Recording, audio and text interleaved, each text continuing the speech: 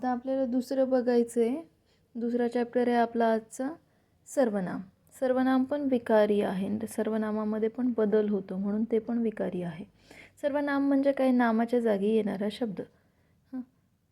गंगा नदी आहे, ती लांब नदी आहे. ती आलं म्हणजे गंगेच्या ऐवजी दुसरा शब्द आला, त्याला म्हणायचं सर्वनाम.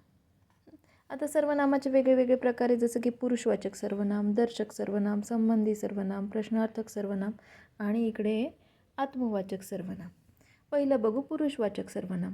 आता पुरुषवाचक सर्वनाममध्ये पण प्रथम पुरुषवाचक, द्वितीय पुरुषवाचक आणि तृतीय पुरुषवाचक.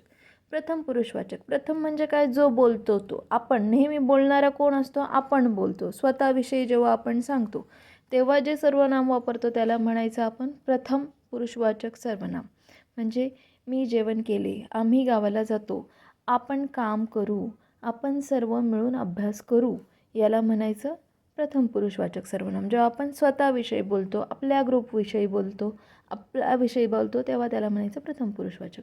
दुसरे द्वितीय पुरुषवाचक, आपण ज्याच्याशी बोलतो त्याच्यासाठी जे सर्वनाम वापरतो त्याला म्हणायचं द्वितीय पुरुषवाचक. जसं की तू, तुम्ही, आपण.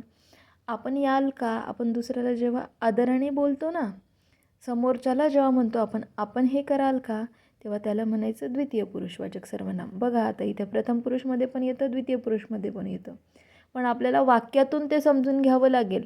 हे आपण प्रथम पुरुषसाठी आहे की हे आपण द्वितीय पुरुषसाठी आहे ते आपल्याला समजून घ्यावं लागेल. नंतर आहे तृतीय पुरुषवाचक.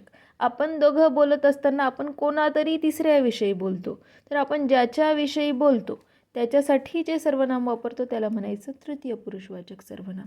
जसं की तो, ती, ते, त्या, त्यांची, हे झाले तृतीय पुरुषवाचक सर्वनाम. नंतर दर्शक सर्वनाम, म्हणजे दूरची किंवा जवळची वस्तू दाखवण्यासाठी आपल्याला जे सर्वनाम वापरावं लागतं त्याला म्हणायचं दर्शक सर्वनाम. जसं की हा, ही, हे, ह्या, तो, ती, ते, त्या, हा माझा पेन आहे, हा झालं दर्शक सर्वनाम.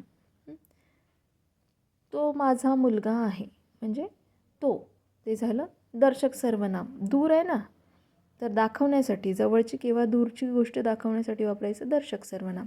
नंतर पुढे संबंधी सर्वनाम. हे जे दर्शक सर्वनाम आहे त्याच्याशी संबंध दाखवणारं जे सर्वनाम आहे त्याला म्हणायचं दर्शक सर्वनाम. त्याचं हे जो, जी, जे, ज्या हे त्याचे उदाहरणं दिलेले आहेत आणि त्याचं इथे वाक्यामध्ये उदाहरण दिलं आहे, जो करील तो भरेल, तो झालं दर्शक सर्वनाम. तर जो करील तो भरेल याच्याशी संबंध आहे जो, तो, म्हणून त्याला म्हणायचं दर्शक सर्वनाम.